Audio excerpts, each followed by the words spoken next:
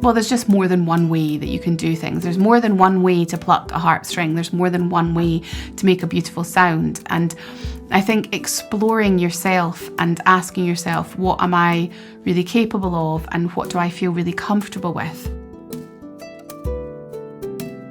As soon as you start out, if you start to ask yourself those kind of questions of like, why am I playing the harp? What do I really want to get out of it? Who am I at my harp? What do I want to say through my music? What am I trying to express? And then how can I do that in a way that is really true to me, in a way that's comfortable for my hands and my body and my mind, and in a way that expresses a bit of who I am. Listen to yourself, listen to your body. There is more than one way to do something. And if you don't understand something at first, that doesn't mean that you can't ever understand it or you're stupid because you don't understand it. It just means that you need to think about it from a different direction. Life's great tapestry, right?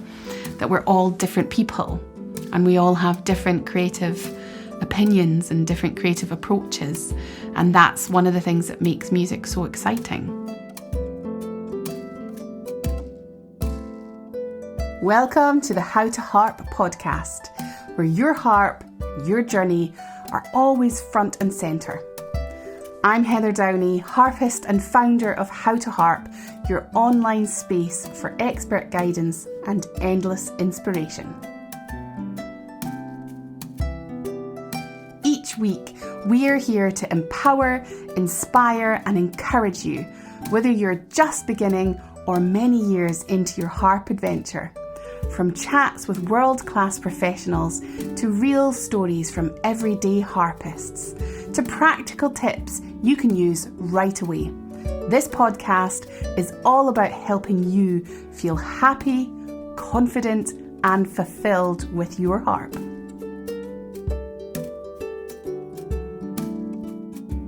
Hello everyone and welcome to our harp tip episode. Here we are for episode 12 of the How to Harp podcast, and you have got me all in my lonesome. I'm going to be sharing with you a tip. It's kind of a tip this week, but it's also kind of just a bit of a reflection on my learning journey that maybe will help you if you're starting out the harp or if you're on your learning journey yourself. So, what I'm going to be talking about today is the one thing that I wish I had known when I was a beginner harpist. So if I could go back all those years ago to when I first started learning the harp, what do I wish I had known right back then? And this is quite an interesting one, isn't it? Because you can immediately think of lots of different technical things that would have been useful to know, and even things like, Angela and I just released a podcast on 5 tips, I think it was 5 tips, but tips that you should think about when purchasing your first harp. And, even that, I remember when I went to purchase my first harp, I had no idea what I was doing, and I was just kind of going off sound, and I bought something that was beautiful, but far too big for me to carry in and out of the uni. And so there's lots of really practical things that I can think of that are useful for beginner harpists to know.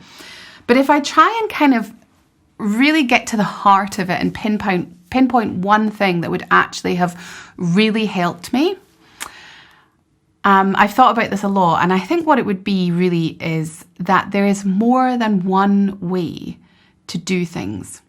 And that's kind of useful advice in life as well, I think. But when we're particularly talking about harping, when we're kind of specifically thinking about harp playing and harping, I think that there's often in teaching, and certainly it was my experience as a learner, that as a teacher was working with me, there was this assumption, or this, maybe not assumption, but there was this kind of, there was this direction given that this was how it was to be done. And whilst of course, you have to be aware of how you're sitting, the harp is leaning on your body, you have to be very careful of all these things and making sure that you're preventing injury.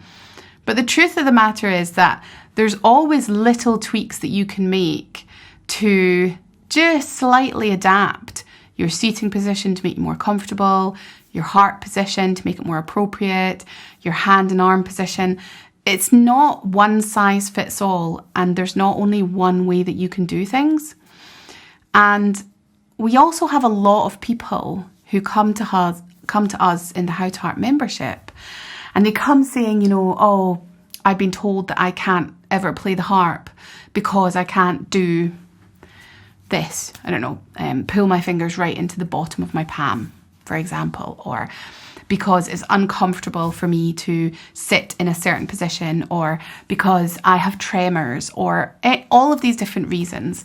And the truth of the matter is, you absolutely can still enjoy playing the harp, and you can still play the harp beautifully and, you know, get so much from your harp playing, and you can still share your harp music with others, and others can get so much from your harp playing too, just by finding what's right for you.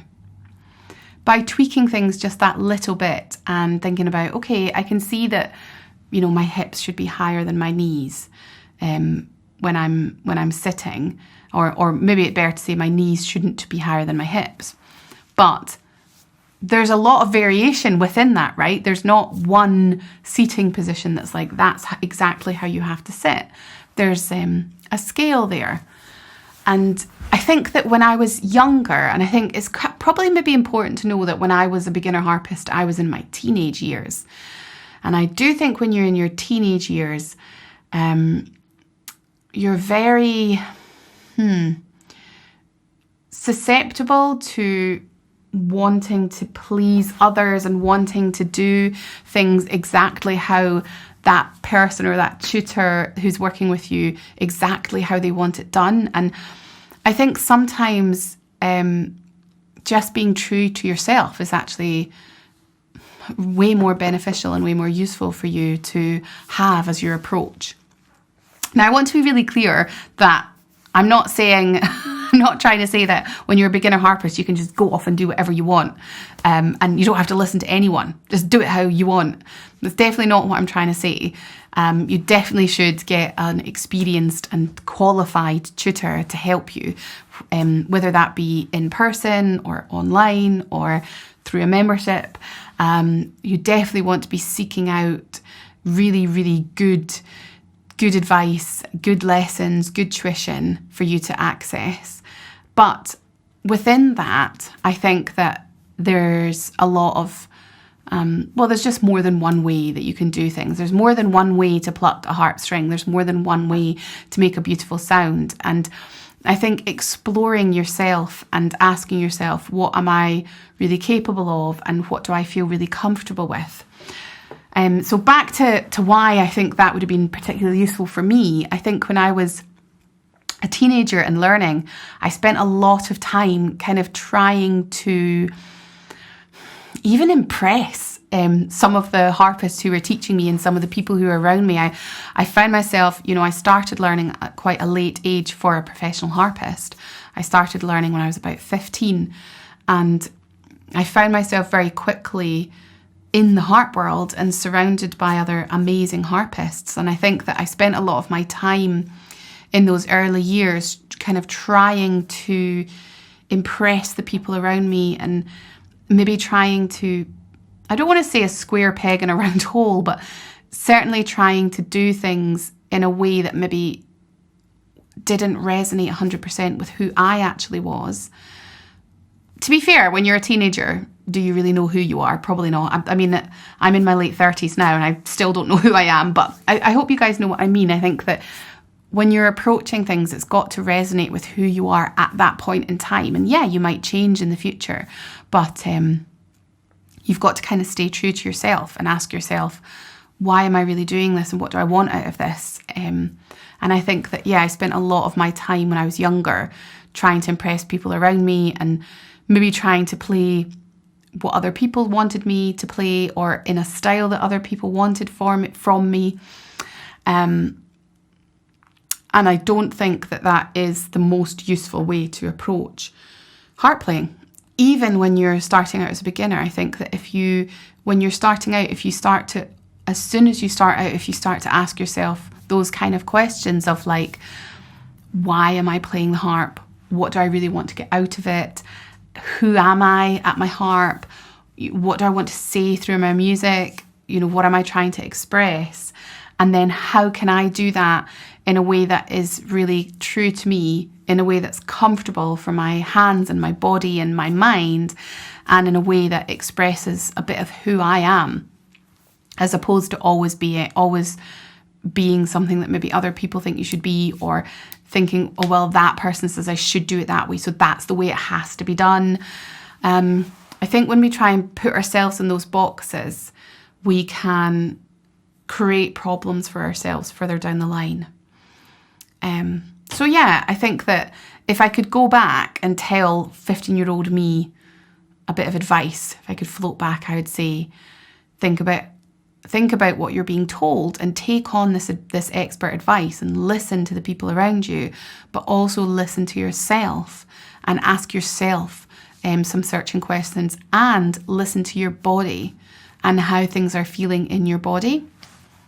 So I have had a bout of repetitive strain injury. It's actually not, it wasn't called, I don't know if it's still called this, but when I had repetitive strain injury, it was called, oh, now I can't remember what it's called, upper limb something disorder. I can't remember what it was called, but it was a repetitive strain injury in my right wrist. And I did have to take time off. It was in my early 20s, and I had to take a considerable amount of time off from playing the harp with my right hand. I did not waste my time with my left hand, but yeah, I couldn't play my right hand for a while. And I really did take the advice of the professionals. I would say, just on a little side quest, if there's any of you out there who are struggling with an injury or working through something, please do, again, seek professional trained medical advice and take that advice on board. I have quite a lot of people as well come to me and say, oh, I've been told to stop playing for 6 months, but how can I do that? And I really don't want to do that. And I'm like, if you've been told to stop playing your right hand by a doctor for 6 months, then you should stop playing your right hand for 6 months. And you can use your left hand, or you can compose, or you can work on thinking about the history of the harp and developing your harping in other ways. There's lots of theory. You could study theory for a little while, or harmony. There's lots of things you can do to still continue your harp learning without playing with that particular thing or in that way that you've been told not to by that professional. So yeah, during that time when I had to take a step back from the harp, I think it was a wake-up call for me that I had to start listening to my body. And if my body was telling me something didn't feel right, then I really had to go with that. But two, it was also a wake-up call just to maybe, again, in my early 20s, maybe just stop trying. I want to say trying so hard to be things that other people were wanting or be things that other people were expecting. Because that pressure definitely has physical effects on you. It's definitely something that you don't need that kind of pressure on yourself, and really just to ask yourself, well, what is it that I want and why am I playing the harp? I feel like that's quite deep. It's probably too deep really for a 15-year-old to take on, but maybe it's definitely the piece of advice that I think is best given to adult learners, definitely. So when I'm thinking about what piece of advice do I wish I'd had, it's also thinking about what piece of advice do I really think adult harp learners, because that's what most of you guys out there are, adult harp learners, should take on. So remember, listen to yourself, listen to your body. There is more than one way to do something.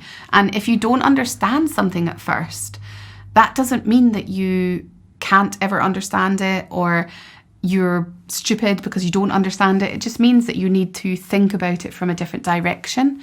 You need to consider that thing or consider that technique or consider that theory, that element of music theory, or consider that chord from a different direction to help you understand it, because we are all different people and we all think in different ways. And so if something isn't making sense, it doesn't mean that you're never going to be able to make sense of it or that the harp isn't for you. It just means that you need help thinking about it from a different direction. And so I think it's great to also find a tutor who can help you think about things from a number of different directions, because we're all different and we should celebrate that.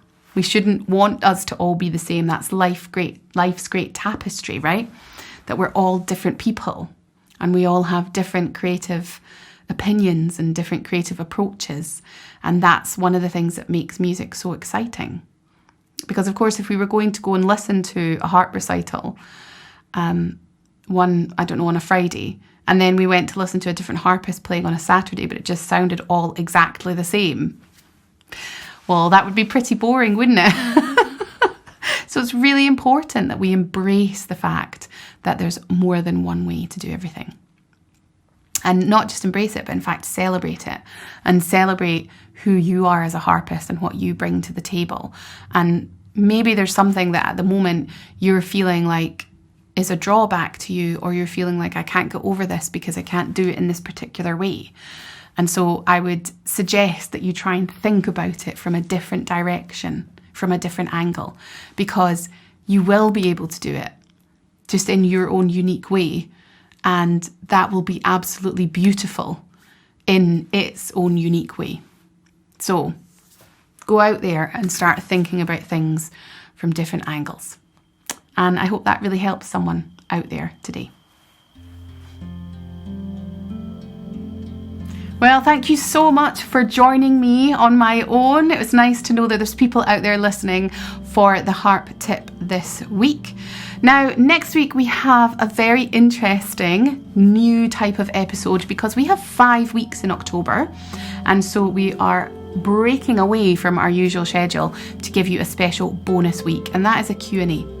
So we have some great questions already been sent in that I'm going to be answering. But if you do have a question, please do pop it below this video or audio, wherever you're listening to your podcast. Pop that question in the comments and we will certainly try and answer it. And if you're listening to this sometime in the future, still pop your question in, because every time there is a 5-week month, we will be doing these bonus Q&As, and we save all these questions up, and it's always great to have those questions. So don't hold back, pop your questions into the comments and we'll make sure that they get answered. And I hope that I will be with some of you next week when we delve into your questions.